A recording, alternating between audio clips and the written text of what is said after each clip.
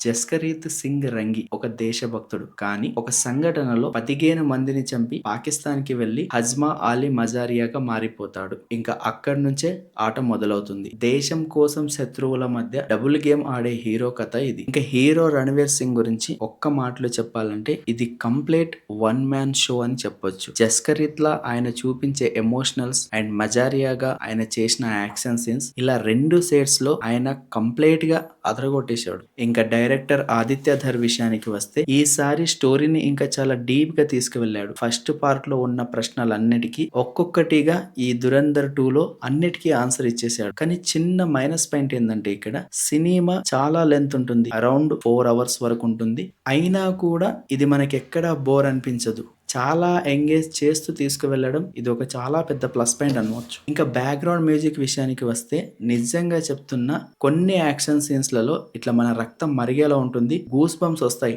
ఆ range BGM ఉంటుంది. ఇంకా విజువల్స్ అండ్ కెమెరా వర్క్ విషయానికి వస్తే అయితే నిజంగా మనం ఒక హాలీవుడ్ సినిమా చూస్తున్నామన్న ఫీలింగ్ ని కలిగించారు. అంటే విజువల్స్ ఆ రేంజ్ లో ఉంటాయి.